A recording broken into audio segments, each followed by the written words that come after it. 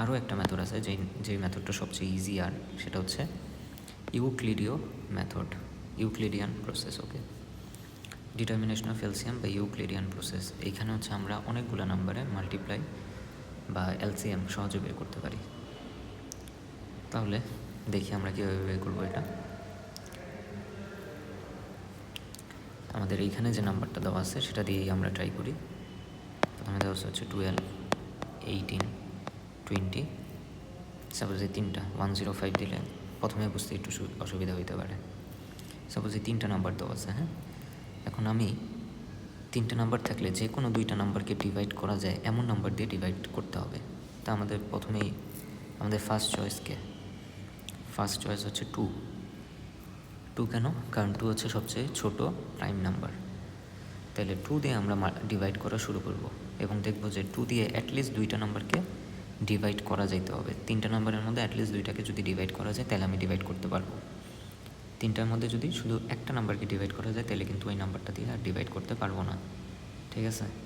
আর যদি তিনটা নাম্বারে তিনটাকেই ডিভাইড করা যায় তাহলে তো আলহামদুলিল্লাহ আরও ভালো। তো এখন দেখো 12, 18, 20 তিনটাই কি ইভেন নাম্বার, তো অবভিয়াসলি 2 দিয়ে ডিভাইড করা যাবে।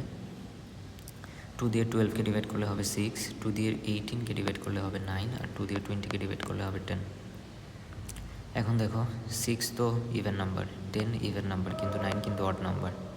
9 কিন্তু আর 2 দিয়ে ডিভাইড করা যাবে না। তাহলে এখন কি আমি 2 দিয়ে ডিভাইড করতে পারবো?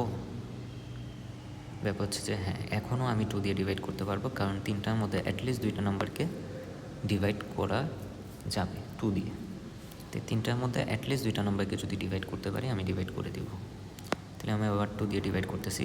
2 দিয়ে 6কে ডিভাইড করলে হবে 3, 9কে তো ডিভাইড করতে পারি নাই, তাহলে 9 9ই থেকে যাবে। আর 2 দিয়ে 10কে ডিভাইড করলে হবে 5। এখন দেখো তিনটাই কিন্তু অড নাম্বার, আর 2 দিয়ে আমি ডিভাইড করতে পারবো না। এখন দেখতে হবে যে নেক্সট কোন নাম্বার দিয়ে আমি ডিভাইড করতে পারি।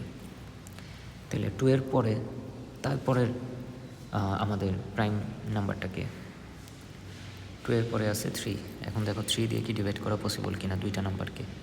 3 দিয়ে 3 ডিভাইড করা যাবে, 3 দিয়ে 9কেও ডিভাইড করা যাবে, কিন্তু 3 দিয়ে 5কে ডিভাইড করা যাবে না। তাহলে কি আমরা 3 দিয়ে ডিভাইড করতে পারবো? ব্যাপার হচ্ছে যে পারবো, কারণ অ্যাটলিস্ট দুইটা নাম্বারকে ডিভাইড করা যাবে। তাহলে 3 দিয়ে ডিভাইড করলাম, 3 দিয়ে 3কে ডিভাইড করলে 1, 3 দিয়ে 9কে ডিভাইড করলে 3, আর যেহেতু 5কে ডিভাইড করতে পারিনি 5 5 অনুযায়ী থেকে যাবে। এখন দেখো 1 3 5 এই তিনটাকে আর কোনো কিছু দিয়েই কিন্তু এখানে দুইটা নাম্বারকে ডিভাইড করা পসিবল না, তাহলে এইরকমই থাকবে। সো ইউক্লিডিয়ান মেথডে এলসিএম কী হবে? এলসিএম হবে আমি যা পাইছি সবগুলার মাল্টিপ্লাই, যা পাইছি এখান থেকে